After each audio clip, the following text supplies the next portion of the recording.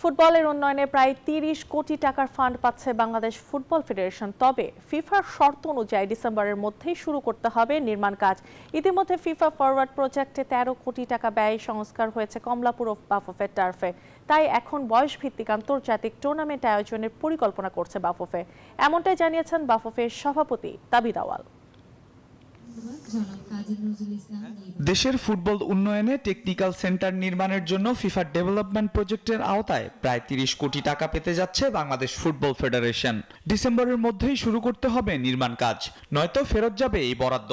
তবে ফান্ড ফেরত যাওয়ার আশঙ্কা নেই বলে আশ্বস্ত করেছেন যুব ও ক্রীড়া মন্ত্রণালয়ের উপদেষ্টা আসিফ মাহমুদ সজীব ভুইয়া। শেষ পর্যন্ত আমরা একটা জায়গায় লক করতে পেরেছি, ১৫ একর একটা জায়গা আমরা পেয়েছি। সেটা এখন ভূমি মন্ত্রণালয়ের প্রসেসিং আছে। সেটা আশা করি যে ফান্ড আমাদের এখান থেকে যাওয়ার মতো সিচুয়েশন হবে না। এর মধ্যেই আমরা উইথ কোলাবোরেশন উইথ বাফুফে, ভূমি মন্ত্রণালয়, অন্যান্য সংশ্লিষ্ট যারা আছে, আমরা এটা নিশ্চিত করতে পারবো। অন্যদিকে ফিফা ফরওয়ার্ড প্রজেক্টের আওতায় প্রায় ১৩ কোটি টাকা ব্যয়ে খেলার উপযোগী করে তোলা হয়েছে কমলাপুরের বিশিষ্ট শহীদ মোস্তফা কামাল স্টেডিয়াম ও বাফুফের টার্ফ। দুটি টার্ফ সচল হওয়ায় এখন বয়সভিত্তিক আন্তর্জাতিক টুর্নামেন্টগুলোতে স্বাগতিক হতে চায় বাফুফে। মাঠটা অ্যাস্ট্রো টার্ফ, আমরা সকলকে মনে রাখতে হবে।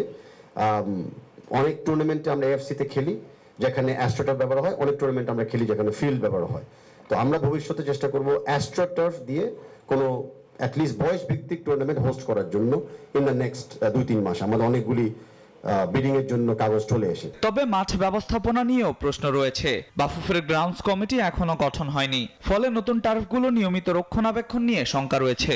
ঢাকাতে ঢাকা স্টেডিয়াম প্লাস কমলাপুর স্টেডিয়ামের ব্যাপারে আমি বলছি, এবং জেলাগুলোতে যে স্টেডিয়ামে আমরা গিয়েছিলাম, আমি বিশ্বাস করি যে সাধারণ জনগণ প্লাস খেলোয়াড়বৃন্দরা যখন নিজের চোখে দেখে যে ভালো কিছু হচ্ছে, যে তাদের নিজস্ব মাঠটা রক্ষা করার দায়িত্ব কেউ পালন করছে, তারাও এগিয়ে আসে। যেটা আমি বিশ্বাস করি আমাদের যে দুটা অ্যাসডক আমরা বসিয়েছি, ওই এলাকার লোকজনও আমাদেরকে সহযোগিতা করবে এগুলোকে রক্ষা করার জন্য এবং মেইনটেইন করার জন্য। ফিফা সার্টিফাইড প্রতিষ্ঠান গ্রিনফিল্ডের তত্ত্বাবধানে সম্পন্ন হয়েছে মাঠ দুটির সংস্কার কাজ। আর এই টার্ফগুলোর মেয়াদকাল ১৫ বছর। বলার সাথে সাথে আল মাহমুদ ফাহিম, নিউজ 24, ঢাকা।